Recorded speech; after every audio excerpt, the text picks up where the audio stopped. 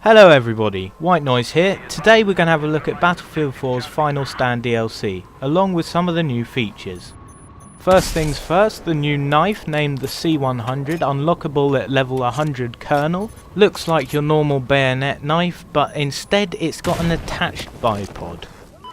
Now some of you will be wondering, where'd they get the idea to put a bipod on a knife? Well, if you haven't seen it already, I'll put a link below and you can go find out. Moving on to the most obvious point, the 4 new maps. All of the new maps are decent sizes with plenty of vehicles and infantry fighting zones.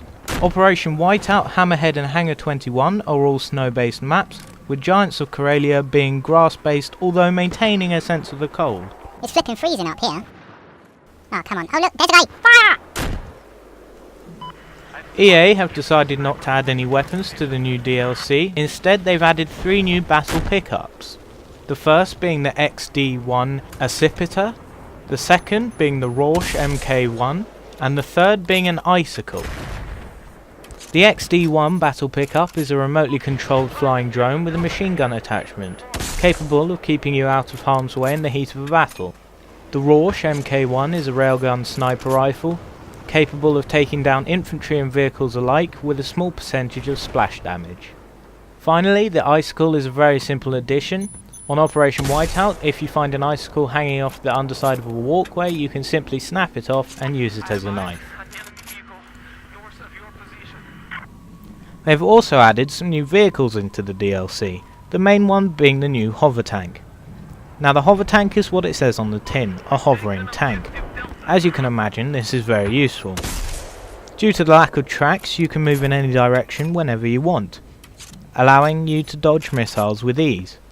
On top of that, it can glide over water and other obstacles that a normal tank might not be able to. There are unfortunately 2 disadvantages to the hover tank, the first being that the barrel is fixed to the main tank, so the whole tank will move when you move the barrel. The second is the large amount of noise the tank emits. This will certainly give away your position if there are enemies nearby. There are only usually 1 or 2 hover tanks per map, and are not spawned in at the beginning with the rest of the vehicles. The hover tanks are spawned by flags when captured, hence the team that captures the flag is in possession of a hover tank. Another new feature to the map Hangar 21 is the launch pod, which I would consider to be a vehicle. There are 2 launch pod stations at either end of the map, one at the top of the mountain and one at the bottom.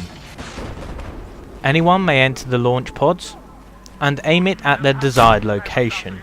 Once their location is chosen, they may charge up the launch pod and launch themselves across the map.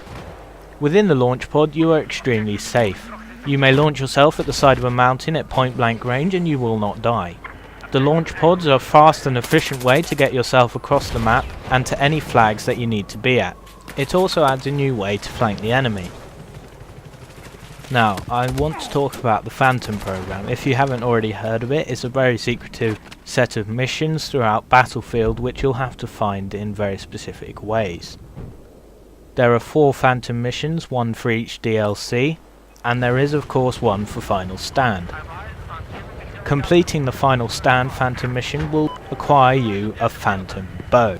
To complete the 4th mission, you'll have to complete all 3 of the previous Phantom missions, find a series of different dog tags throughout each of the new maps, get together with some friends, find a secret elevator, go down in the elevator to a secret Phantom base, and deactivate the force field with a secret code.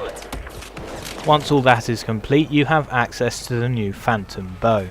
Very few people currently have it. As you can see, I met some of the very few, and I managed to kill them and take their bow and try it out for you guys. Now the bow does look really cool, but unfortunately it's not as powerful as a lot of us would have hoped. I have been shot by one, as you can see in the video, and I still had 7 health at point blank range. Unfortunately it's going to be headshots to kill with this bow, but I'm sure the more skilled players out there will be able to use it to its full potential. That's it for today, thanks for watching. I hope you enjoyed the video. Don't forget to leave a like and subscribe, and why not check out some of the links below.